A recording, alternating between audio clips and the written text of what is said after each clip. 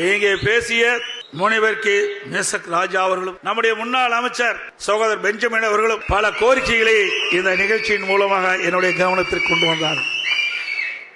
அனைத்து இந்திய அண்ணா திராவிட முன்னேற்ற கழகத்தை பொறுத்தவரைக்கும் நான் ஏற்கனவே குறிப்பிட்டதை போல மதத்திற்கும் ஜாதிற்கும் அப்பாற்பட்ட கட்சி அனைத்து இந்திய அண்ணா திராவிட முன்னேற்ற கழக கட்சி. அனைத்து மதத்தினரும் சமமாக பாவிக்கக்கூடிய இயக்கம் அனைத்து இந்திய அண்ணா திராவிட முன்னேற்ற கழக இயக்கம்.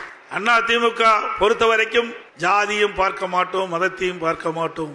அவர் எந்த வகையில சிறந்தவர் என்பதை மட்டும் தான் பார்க்க முடியும்.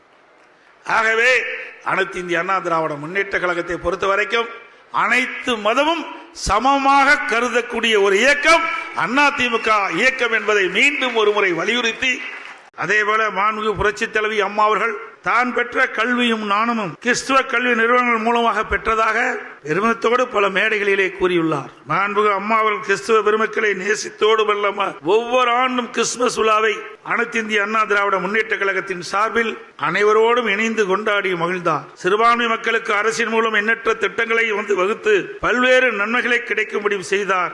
அம்மாவின் அரசும் அதை தொடர்ந்து செயல்படுத்தியது. உதாரணமாக சிறுசில புனித பயணம், அன்னை தெரசாவின் பெயரில் மகளிர் பல்கலைக்கழகம், மாபெரும் மக்கள் பணி செய்த பெண்ணிக்குவிக் போன்றவர்களுக்கு மணிமண்டபம், சிறுபான்மை மாணவர்களுக்கு கல்வி மானியம் மற்றும் கடன் உதவி, சிறுபான்மை கிறிஸ்துவ மக்களால் நடத்தப்படும் கல்வி நிறுவனங்கள் எந்த இடையூறுமின்றி இயங்க அரசின் முழு ஆதரவும் ஒத்துழைப்பும் வழங்கினார். இன்றைக்கும் இந்த இருவரும் தலைவரின் அடிச்சோட்டை பின்பற்றி அவர்களின் வழியில் சிறுபான்மை மக்களின் பாதுகாவலராக செயல்பட்டு வருகிறது. மேலும் சிறுபான்மை கிறிஸ்துவ மக்களை கௌரவிக்கும் விதமாக ஆண்டுதோறும் அனைத்து இந்திய அண்ணா திராவிட முன்னேற்ற கழகத்தின் சார்பாக கிறிஸ்துமஸ் விழாவை நாம் சீரோடும் சிறப்போடும் கொண்டாடி வருகிறோம். இயேசு கிறிஸ்து கிறிஸ்துமஸ் விழாவை கொண்டாடும் இந்த நன்னாளில் அவர் 2000 ஆண்டுகளுக்கு முன்னாலே நமக்கு போதித்த போதனைகள் இன்றைக்கும் நமக்கு பயனுள்ளதாக இருப்பதை நாம் நினைத்து பார்க்க வேண்டும்.